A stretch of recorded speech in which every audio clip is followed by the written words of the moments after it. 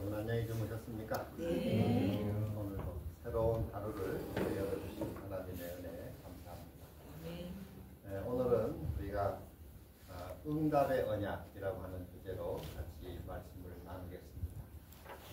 우리 성경이 하나님의 언약의 책이라고 말씀을 드렸는데 성경에 많은 약속이 있지만 그 중에 하나가 우리가 기도하면 응답하신다는 약속입니다. 우리 성경 말씀 같이 읽겠습니다. 시작. 그러므로 내가 너희에게 말하노니 무엇이든지 기도하고 구하는 것은 받은 줄로 믿으라. 그리하면 너희에게 그대로 되리라. 아멘. 여러분 잘 아시는 약속이죠? 네. 그러므로 내가 너희에게 말하노니 무엇이든지 기도하고 구하는 것은 받은 줄로 믿으라. 네. 그리하면 너희에게 그대로 되리라. 이게 어마어마한 약속이에요. 어마어마한 약속. 성경의 이 약속을 믿고 기도한 사람들이 많은 응답을 받았습니다.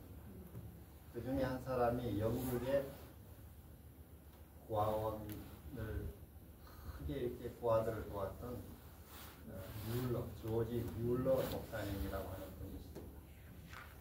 그분은 이 약속을 굳게 의지하고 하나님께 매달리면서 처음에 한 30명 이렇게 고아들을 돌봤는데 그 평생에 한 10만 명의 고아들을 돌봤어요.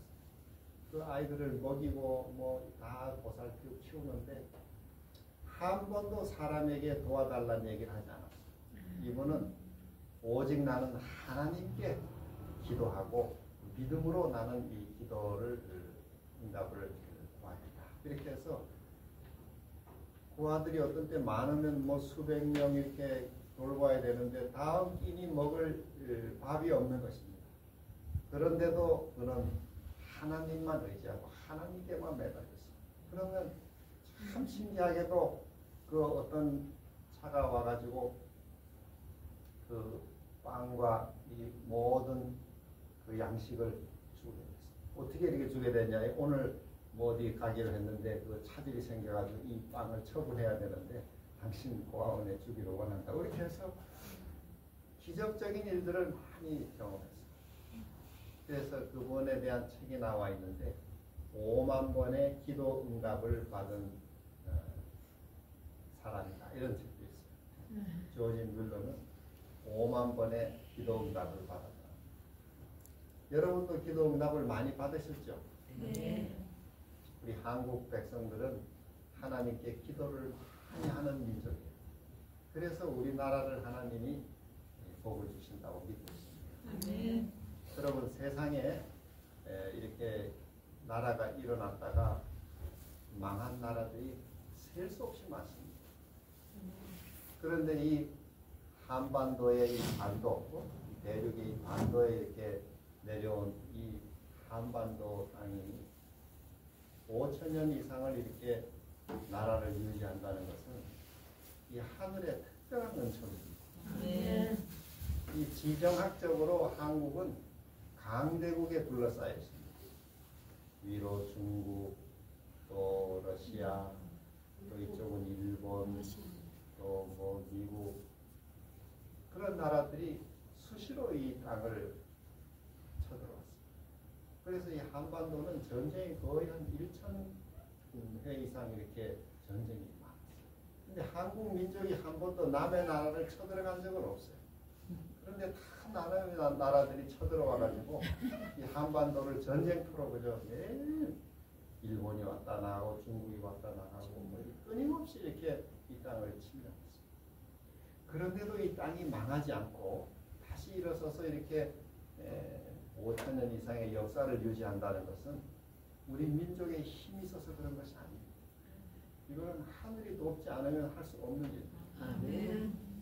그래서 때로 뭐 우리나라가 정치 지도자들이 뭐 제대로 잘 못하는 것 같고 또 뭐 이렇게 저렇게 좀 혼란스러운 것 같아도 길게 보면은 하나님께서 이 땅을 지켜오셨고 또 붙들고 계시고 또 사용하고 계신다는 것을 우리가 알 수가 있습니다. 작년 통계로 대한민국은 이 군사력에서 세계 7위에 올라가 있습니다.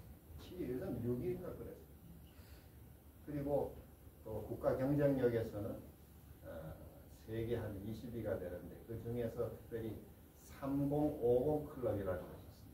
3050 클럽이라는 것은 인구 3천만 이상 그리고 국민소득 3만 불 이상 그리고 인구 5천만 이상 되는 나라들을 가리켜 3050 클럽이라고 합니다. 3050 클럽 나라 중에는 우리나라가 국가 경쟁력이 세계 2위, 미국 다음 막강한 국가 경쟁력을 가지고 있습니다. 일본을 제치고 있습니다. 세계에서 국민소득이 3만 불 이상이고 인구 5천만 이상 되는 나라가 7개 있습니다. 일본, 영국, 프랑스, 여러 나라들이 있는데 미국 그런 나라들 가운데 한국의 국가 경쟁력이 미국 다음으로 최고로 높습니다. 그만큼 한국은 지금 영향력을 크게 가지고 있습니다. 요즘에 또 한류, 한국 드라마, 또 한국의 K-팝 이런 것들이 세계 영향을 많이 주고 있습니다. 스포츠. 그래서 이 모든 것들이 이렇게 볼 때는 하늘이 이 땅을 돕고 있구나. 어떻게 이 땅을 이렇게 도울까? 그것은 한국 사람들이 하늘을 향해서 기도를 많이 하는 민족입니다. 기독교가 들어오기 전에 불교 천년도 불교도 얼마나 가서 많이 빕니까? 계속 기도를 많이 하십니다. 그때 제가 말씀드린 성철 스님이 저 합천 대인사 암자에 있을 때 그 성철 스님을 한번 만나려면은 하도 만나고 싶은 사람들이 많아가지고 만나려면은 3000배를 해야 만나줬어요. 3000배. 여러분 불교에서 이 엎드려 한번 이렇게 절하는 거 아시죠? 이렇게. 하루에 108배만 해도 몸에 건강에 좋다는 거예요. 엎드렸다 일어나고 엎드렸다 일어나고. 그 3000배는 매우 힘들다고요. 근데 그렇게 해야 만나준다니까. 왜냐하면 사람들이 하도 만나는 사람이 많으니까 3000배를 하고 오면 만나주겠다는 거예요. 근데 3000배를 하는 동안에 거의 자기 문제가 다 해결된다는 거예요. 성철 스님을 만날 필요 없이 그렇게 정성을 들이다 보면 문제가 해결돼가지고 안 만나도 된다. 근데 저희 그 집사람 제일 큰 언니 되는 분이 그 불교에 열심히 하는 분인데 그분이 3000배라고 만났어요. 성철 스님을 만났다고요. 만났더니 뭐라 그러더냐 했더니 또 그렇게 원을 하나 그려주고 이렇게 그렇게 그걸 받아봤다. 이렇게. 불교가 있기 전에는 우리나라는 뭐가 이렇게 지배적인 종교였냐면은 무속이 우리나라의 주 종교였어요. 샤머니즘. 그래서 한국, 시베리아 이쪽 지역은 다 이게 무속밭. 이 무속밭은 무당을 믿는 거잖아요. 무당. 이 앞에도 1월당이라고 하는 무당이 있잖아요. 무당은 교회 우리 기독교와 매우 유사한 게 많아요. 무당의 이 신과는 만신사상이에요. 신이 만 가지나 있다고 생각해요. 근데 그 중에 최고 신이 다스리고 있고 그 밑에 선한 신들도 있고 악한 신들이 있다. 그래서 이 조상을 잘 섬기고 또 무당을 잘 섬기지 않으면은 그 최고 신이 악신을 보내가지고 그 집안에 병을 주고 사업을 망하게 하고 어렵게 한다. 근데 또 제사를 잘 지내고 무당의 굿을 잘 하면은 그 최고 신을 달래가지고 최고 신이 자기 밑에 있는 선한 신들을 보내줘가지고 몸도 건강하게 하고 사업도 잘 되고 만사 형통하게 해준다. 이렇게 믿게 만들었어요. 근데 사람들은 그 신 앞에 갈 수가 없기 때문에 그 중간에 매개를 세워서 중매자를 세워서 그 사람을 통해 이렇게 빌게 하는데 그게 무당이에요. 그게 교회가 들어온다 하면은 꼭 무당의 역할이 누구의 역할이냐? 예수님의 역할이야. 하나님 앞에 나아갈 때 예수님의 이름으로 기도하고 예수님이 중간에 우리 중보자로 계시는 그것이 아주 잘 마음에 맞았다고 했어요. 그래서 한국 사람들은 기독교를 아주 쉽게 받아들이고 있습니다. 그래서 교회도 좀 무당적인 요소를 이렇게 섞으면은 교회가 빨리 부흥하는 것입니다. 목사님 잘생기면 복 받고, 목사님 기도하면 병 낫고, 만사히 통하고, 자식들 잘 되고. 그건 이제 우리나라가 오래도록 이 무속에 젖었던 마음에 아주 잘 맞는 그 구조죠. 어찌됐든 간에 우리 한국 백성들은 기도를 많이 하는 사람들이죠. 교회가 들어오기 전에도 옛날 우리 조상들도 늘 물 떠놓고 빌고, 하늘에 빌고, 달을 보고 빌고, 별을 보고 빌고, 늘 기도를 많이 했잖아요. 그러니까 그런 기도를 하늘이 들으시죠. 저는 듣는다고 그렇게 생각해요. 그래서 이 땅에 하나님이 복을 주시고 어려운 전락 속에서도 이 땅을 지켜주신다고 믿고 있습니다. 미국에 이민 가신 분들이 많이 있는데 우리나라만 미국 이민하는 게 아니고 일본 사람도 많이 가고 중국 사람도 많이 가 있고 그런데 유독 한국 사람만 교회를 많이 세워요. 뭐 중국 사람 미국에 많이 살지만은 한국처럼 이렇게 교회를 많이 세우잖아요. 일본 사람도 많이 가 있는데 일본 사람도 이렇게 뭐 교회를 많이 세우지 않아요. 한국 사람만 아마 북미주에 한 5,000개 정도 있어요. 한인 교회들. 그렇게 많아요. 왜 이렇게 한국 사람만 유독 이렇게 교회를 많이 세울까요? 그만큼 신심이 있는 거죠. 그리고 아시아 이렇게 인구가 뭐 몇십억 살아도 대한민국만큼 이 기독교인이 많은 나라가 없어요. 일본도 기독교가 이렇게 많지 않고. 그래서 우리 재림교회도 동남아의 여러 나라에 많이 있지만은 한국만 이렇게 교회가 커, 교세가 커. 우리 대학도 보면은 세계 우리 안실대 대학이 118개가 있습니다. 118개가 있는데 아시아권에도 여러 개 우리 100개 있는데 한국만 이렇게 우리 이 대학이 규모가 크고 힘이 있습니다. 일본도 우리 대학이 크지 않고 홍콩도 대만도 별로 대학들이 크지 않아요. 하나님께서 이 한국 땅에 이런 기도하는 마음, 신심을 우리에게 넣어주셔서 우리로 하여금 하늘을 사모하고 부르짖고 시골에 하나님도 모르는 분들이 농사할 때도 그래요. 하늘님이 도와주셔야 농사하셔야 하늘님이 비를 주셔야 돼요. 하늘님이 보살펴 주셔야 농사가 되지. 내가 아무리 애써도 되는 게 아니에요. 그렇잖아요. 농사 아무리 잘해도 뭐 너무 비가 안 오든지 또 너무 태풍이 막 불든지 이러면 다 농사가 망가지죠. 그러니까 하늘이 도와줘야 돼요. 이런 마음이 기도하는 마음이 신심의 마음. 오늘은 그래서 하나님은 우리가 기도하면 들으신다. 네, 응답의 언약. 하나님은 이걸 약속하셨어요. 우리가 부르짖으면 들으시겠다고 언약을 하셨기 때문에 우리는 그 약속을 믿고 기도하면 하나님은 들으시는 것입니다. 오늘 그 중에 대표적인 한 약속이 마가복음 11장 24절. 그러므로 내가 너희에게 말하노니 무엇이든지 기도하고 구하는 것은 받은 줄로 믿으라. 그리하면 너희에게 제대로 됩니다. 여기에 4단계가 들어있습니다. 이렇게 제가 표시해놨는데 기도하고 1단계, 그 다음에는 구하고, 그리고 믿고, 받은 줄로 믿고, 그 다음에 그대로 된다. 자, 이것을 조금 더 설명하면 기도하고 하는 말은 원하는 것을 분명하게 하라 이런 뜻입니다. 우리가 기도할 때 기도가 막연한 기도가 있습니다. 무엇을 하나님께 구하는지 나도 모르는 데가 있어요.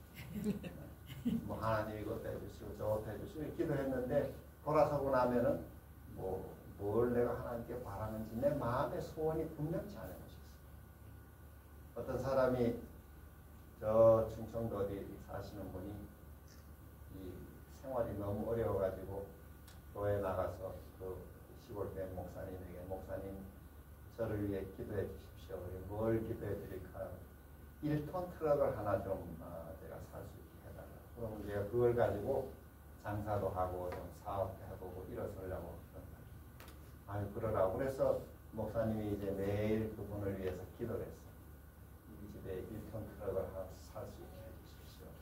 근데 한 3달 지난 다음에 그분을 만났는데 그래 요새 어떻게 됐습니까? 그랬더니 이분이 뭘 물으시는 거냐고 뭘 말하시는 거죠. 아니 1톤 트럭 그 기도 요청하지 않았냐. 아, 그거 잘 잊어버렸다. 그러니까 기도를 뭐 말로는 이렇게 했지만 기도를 안 하고. 또 어떤 경우는 우리가 연말에 이렇게 기도할 때가 있어요. 하나님 올 한 해 지은 모든 죄를 다 용서해 주십시오. 근데 그 다 용서해 달라는 게 무슨 죄를 지었는지 자기도 모르는 것입니다. 그냥 뭐 다 하나님이 알아서 용서해 달라고. 근데 기도를 우리가 드릴 때는 구체적으로 기도하는 것이 매우 중요해요. 오늘 여기 첫 번째 단계 이 말씀은 원하는 것을 분명하게 하라. 여러분이 저 가게 마트에 가셔가지고 또 뭐 요새 마트는 자기가 고르는 거니까 여러분 뭐 백화점에 가든지 물건을 살 때 그 물건 그 점원에게 이 백화점의 물건 좋은 거 다 주세요. 이렇게 하면은 백화점 점원이 뭘 꺼내줍니까? 못 꺼내주죠. 그 있는 걸 다 달라고 그러면 어떻게 그걸 이 말이 안 되는 거죠. 필요한 것을 구체적으로 요구해요. 하나님께도 하나님 뭐 다 주십시오. 그럼 마음은 편하죠. 여러분 다 구했으니까. 근데 조금 더 구체적으로 하나님 이것을 이렇게 하다. 성경에도 보면은 저 누가복음 18장에 어떤 사람이 자기 집에 밤에 친구가 찾아왔어요. 요즘 막 새벽에 4시간에 찾아왔는데 자기가 대접해줄 먹을 것이 아무것도 없었어요. 그래서 옆에 친구 집에 가가지고 음식을 빌리러 갔어요. 그랬더니 옆에 친구가 막 우리가 다 묵었는데 지금 좀 아침에 오면 안 되겠냐. 지금 꼭 필요하다. 근데 그 친구가 친구 집 두들기면서 요구하는 것이 떡을 3덩어리를 달라 이렇게 했어요. 그 예수님의 이야기에 그렇게 나와요. 그러니까 기도할 때 우리가 이렇게 구체적으로 필요한 것을 구체적으로 요구하는 것이 거기 들어있어요. 두 번째, 구한다. 기도하고 구하는 것은 구한다 할 때 두 번째 구하는 것은 마음을 다해서 간절하게 구하는 것입니다. 아까 트럭 요청한 그 사람처럼 뭐 기도 요청해놓고 잊어버리고 이런 것은 간절한 마음이 아니죠. 간절한 마음으로 구합니다.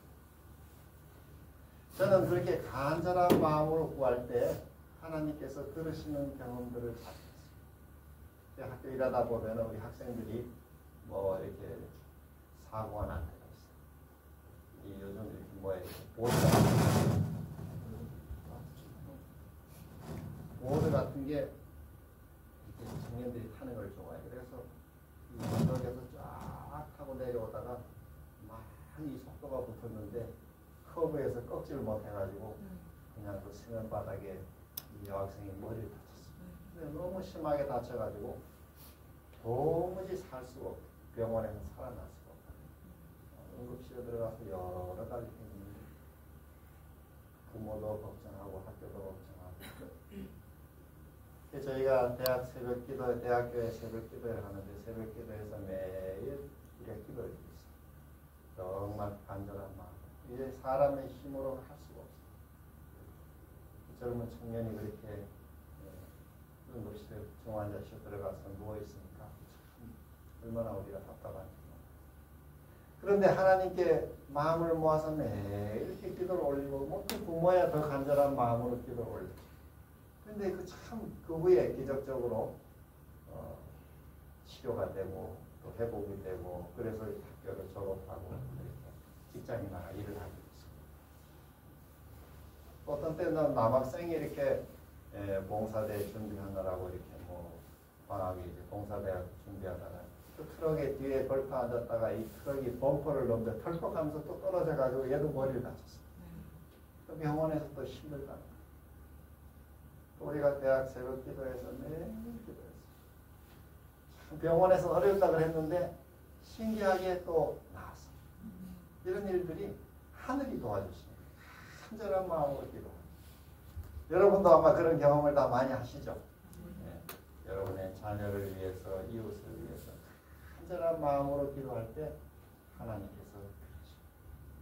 이 두 번째 기도의 원리는 이 구절에서 나오는 두 번째 그 의미가 간절하게 구하라 이런 뜻입니다.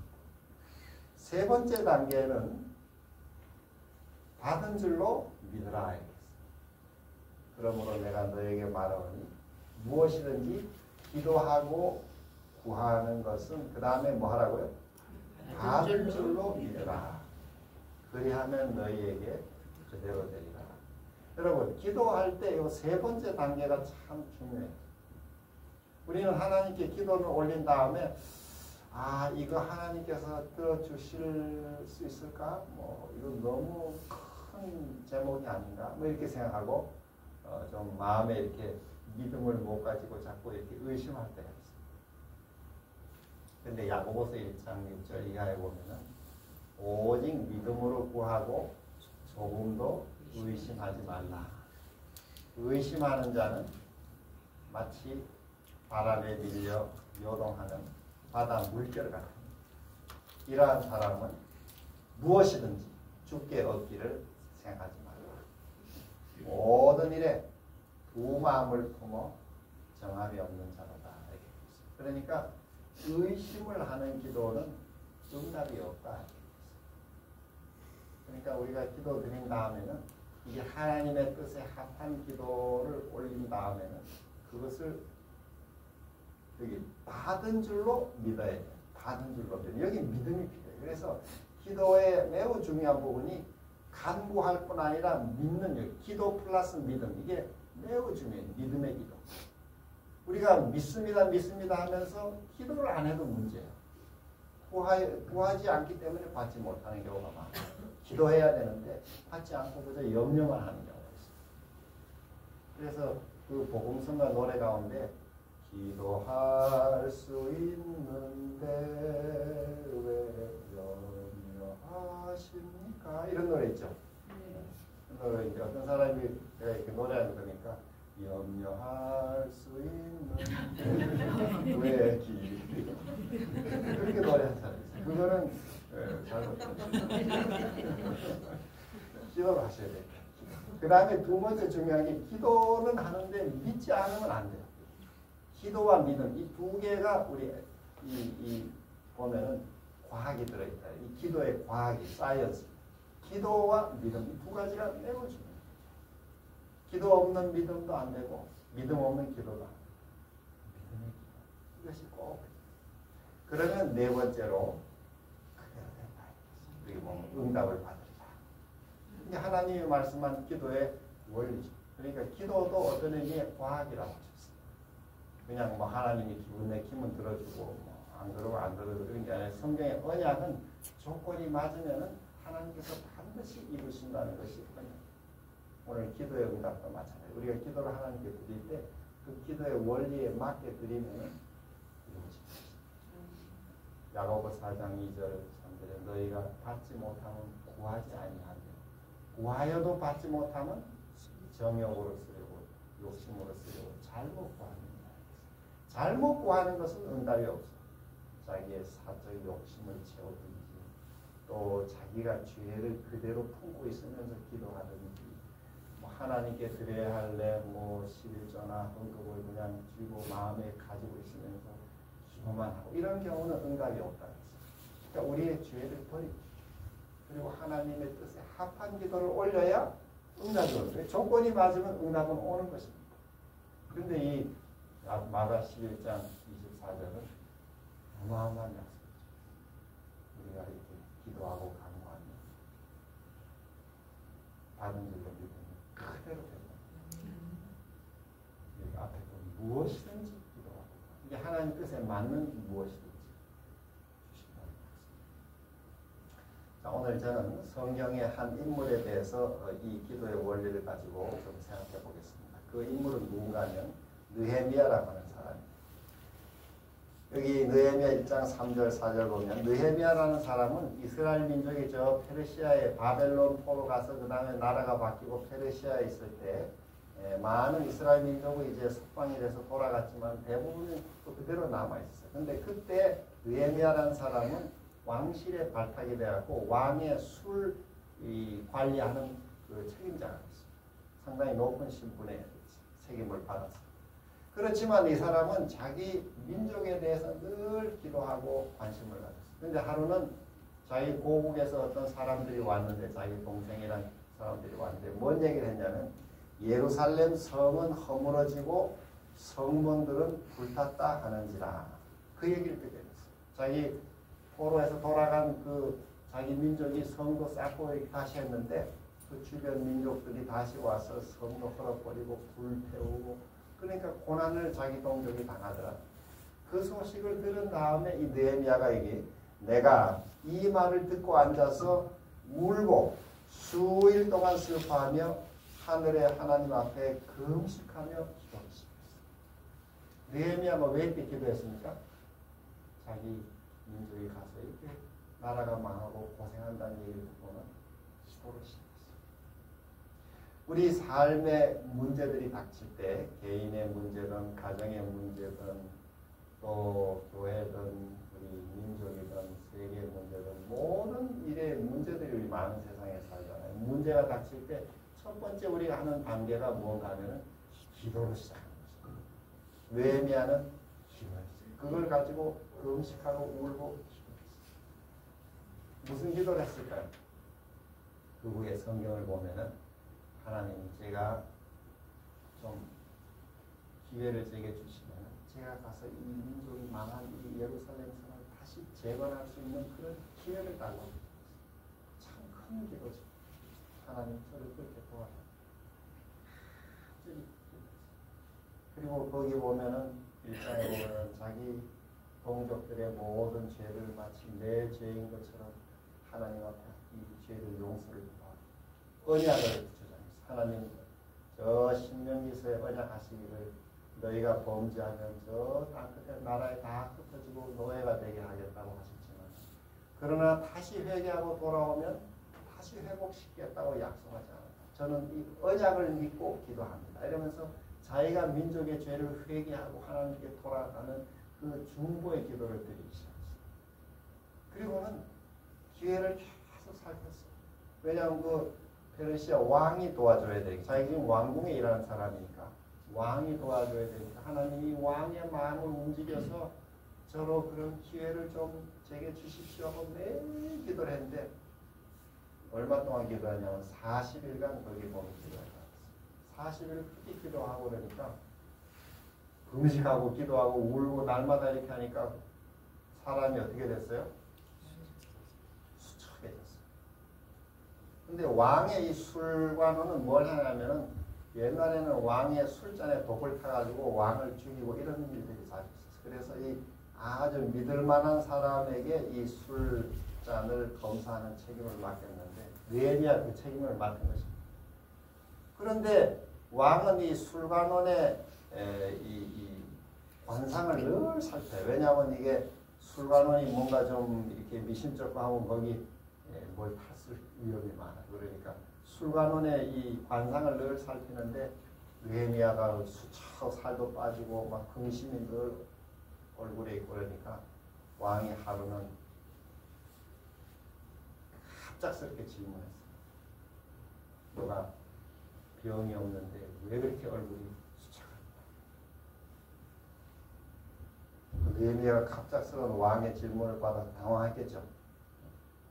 자기가 페르시아 왕궁에 앉아 있으면서 제가 우리 조국 예루살렘이 망해서 지금 걱정이 돼서 그렇습니다. 이렇게 얘기할 수가 없는 일이죠. 그렇다고 요즘 제가 소화가 안 돼서 좀 이렇게 며칠 소화가 안 돼서 이렇습니다. 이렇게 할 수도 없는 일. 근데 하나님께서 그럴 때 적절한 지혜를 느헤미야에게 주셨어요. 대답을 안 할 수도 없죠. 거기 보면은 뭐라고 대답하는가 하면 그 느헤미야가 자기 그 아닥사스다 왕도 같이 공감할 수 있는 대답을 하는데 우리 조상의 묘실이 있는 성이 황폐되었는데 제가 왜 근심이 안 되겠습니까? 그 아닥사스다도 다 부모를 공경하지 않겠어요? 그 조상을 공경하는데 조상의 묘가 있는 그 성이 다 망가져서 제가 자꾸 걱정이 많습니다. 뭐 이렇게 이제 대답을 했더니 왕도 같이 마음이 동정하고 공감을 하게 됐어요. 하나님이 마음을 움직여준 거죠. 그러니까 왕이 갑자기 그러면 내가 너에게 뭘 도와주랴 이랬어요. 참 이게 놀라운 이야기예요. 이 강물을 돌리듯이 하나님이 왕의 마음을 이렇게 돌리는 것이 이 하나님이 하시는 것입니다. 자, 그래서 느헤미야가 그 전에 또 한 구절을 더 읽어보고 이렇게 기도해요. 두 번째, 아까 첫째는 구체적으로 기도를 했어요. 두 번째, 주여 구하오니 귀를 기울이사 종의 기도와 주의 이름을 경외하기를 기뻐하는 종들의 기도를 들으시고 오늘 종이 형통하여 이 사람 앞에서 은혜를 입게 하옵소서. 왕의 은혜를 입게 해달라. 왕의 이 어떤 그 은총이 좀 임하게 해달라고 간절히 기도하는 것입니다. 온 마음을 다해서 기도. 구체적으로 기도하고 마음을 다해. 그랬더니 어떻게 됐습니까? 2장 4절 8절 왕이 내게 이르시되 그러면 네가 무엇을 원하느냐 하시기로 내가 곧 하늘의 하나님께 묵도하고 그 이후에 많은 얘기가 나오는데 왕이 허락했다 하겠습니다. 여러분 놀라운 이야기죠. 참 놀라운. 왕에게 정말 이 은총을 달라고 위에서 밀실에서 하나님께 40일을 매달려 기도했더니 하나님께서 그 기도를 들어주셨어요. 그래서 왕이 그런 상황을 만들어 주신 거죠. 이렇게. 뭘 너에게 해주면 좋겠냐. 그 왕이 그렇게 옛날 왕은 지금의 뭐 우리 뭐 미국 대통령의 한마디보다는 훨씬 더 권위가 있었죠. 내가 뭘 너에게 해주면 좋겠느냐. 그럴 때 느헤미야가 이게 또 뭐라 그래요? 바로 대답하지 않고 내가 곧 하늘에 하나님께 묵도했다. 이것도 참 좋은 표현이에요. 느헤미야 2장 4절. 짧은 순간 왕이 묻는 그 참 좋은 기회가 왔을 때 뭐 이거 해주시고 저거 해주시고 막 이렇게 얘기하지 않고 내가 이 왕 앞에 뭐라고 대답하면 좋겠습니까? 하나님께 잠깐 기도 올려주셨습니다. 여러분 이런 기도는 우리가 참 배워야 될 매우 좋은 태도예요. 우리는 막 좋은 기회가 오면 흥분해가지고 막 이렇게 하기 쉬워. 그런데 느헤미야는 그렇게 하고 왕 앞에서 또 너무 오래 기도하면 안 되죠. 왕이 지금 뭐 해줄까 묻는데 왕 잠깐 계시죠. 제가 가서 기도 좀 하고 이렇게 할 수가 없어요. 그러니까 그럴 때는 우리가 잠깐 기도. 하나님이 지혜를 주셔가지고 느헤미야가 기도를 요청하는데 자 뭘 구했냐면 왕에게 아뢰되 왕이 만일 좋게 여기시거든 강 서쪽 총독들에게 내리시는 조서를 내게 주십시오. 이건 요즘 말로 말하면 패스포트 말. 그 페르시아에서 한 3천 이상 되는 먼저 예루살렘까지 가려면 중간에 여러 나라들을 지나가요. 근데 뭐 느헤미야가 그 중간에 막 갈 때 사람들이 너 도대체 무슨 어디 가는 거냐 뭐 이렇게 할 때 통과할 수 있는 통행증을 구하는 거죠. 왕의 통행증을 구하는 거죠. 이 느헤미야가 벌써 기도할 뿐 아니라 많은 준비를 이미 머릿속에 해가지고 있었어요. 그 다음에 또 중요한 게 뭐냐면 또 왕의 삼림감독 아삽에게 조서를 내리사 그가 성전에 속한 영문의 문과 성곽과 내가 들어갈 집을 위하여 들보로 쓸 제목을 내게 주게 하옵소서 하매 내 하나님의 선한 손이 나를 도우심으로 왕이 허락하고 두 번째는 이제 성을 재건하려면 고된 이 제목들이 많이 필요하잖아요. 돌도 필요하고 제목을 어디서 구할까 하다가 자기 예루살렘에서 제일 가까운 그 레바논 지역에 그 산림 요즘 말하면 이 뭐 산림청 장관이라고 할 수 있는 그 산림 감독을 찾아냈어요. 누군지. 이게 바로 옆에 있는 게 아니고 요즘같이 인터넷이 있어가지고 쉽게 뭐 산림 감독이 누군지 찾아낼 수 있는 시대가 아닌데 그가 어떻게 그 40일 기도하면서 만약 하나님이 기회를 주시면은 그 제목을 어디서 가져와야 되는가를 다 생각한 것입니다. 그래서 그 레바논의 산림 감독이 누군지 아삽이라는 사람의 이름을 찾아냈어요. 그 수천리 밖에서 철저하게 준비를 한 것입니다. 그래서 그 아삽이라는 사람에게 제목을 마음대로 쓸 수 있도록 그 허가증을 왕이 하나 써주십시오. 이걸 또 요구한 것입니다. 그걸 다 왕이 허락해 줬다.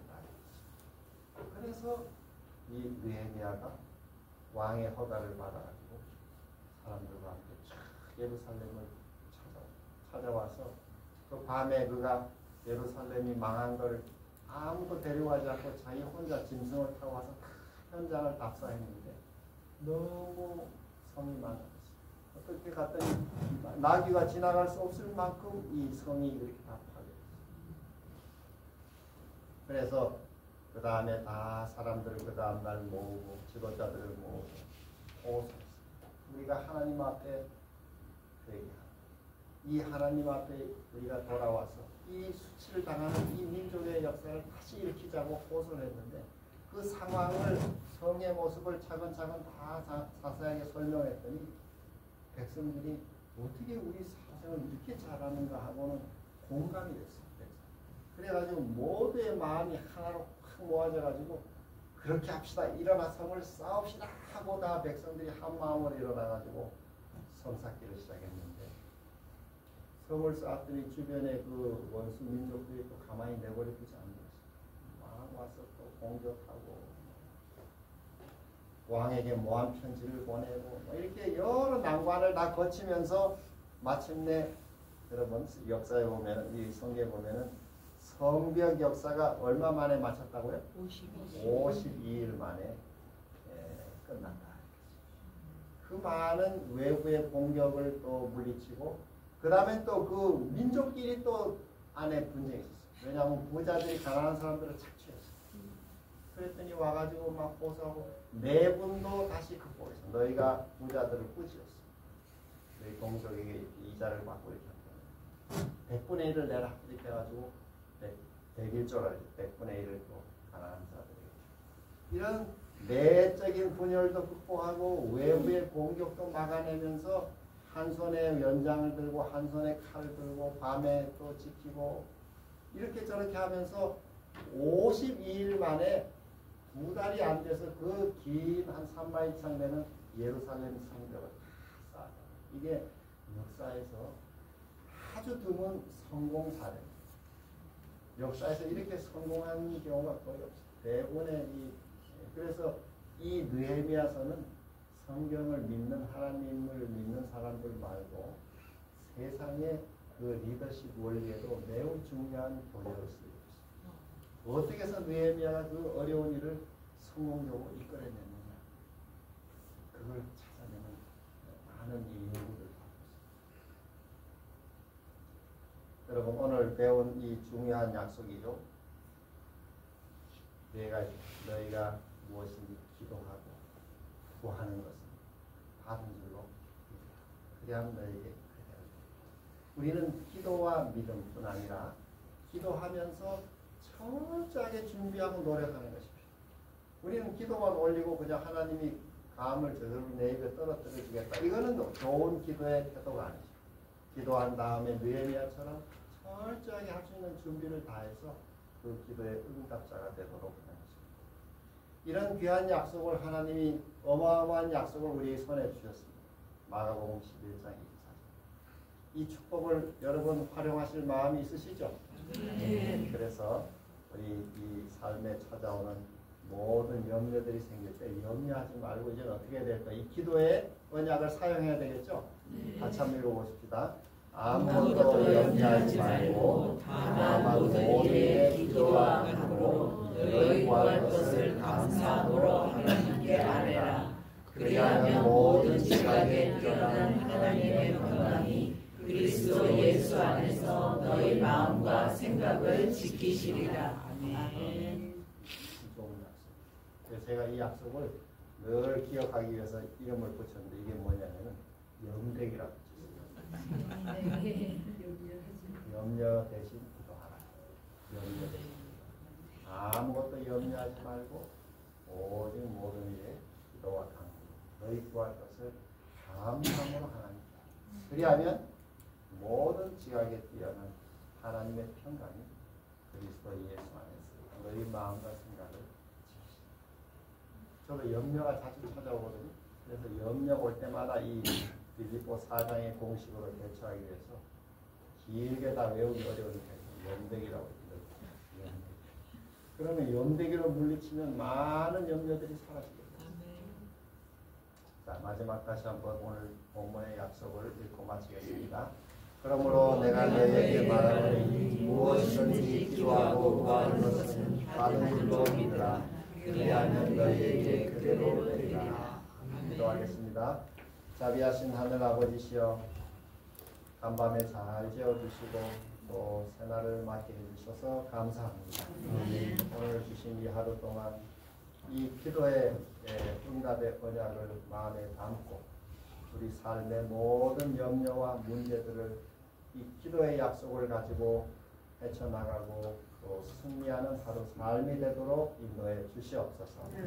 오늘도 우리 몸의 치유를 위해 애쓰시는 모든 분들의 노고에 함께 해주시고 또 함께 하신 모든 분들의 몸과 마음이 하나님의 치유의 은혜를 크게 경험하는 또 복된 하루가 되게 해주시기를 예수님의 이름으로 기도합니다. 아멘. 한번 느껴보세요.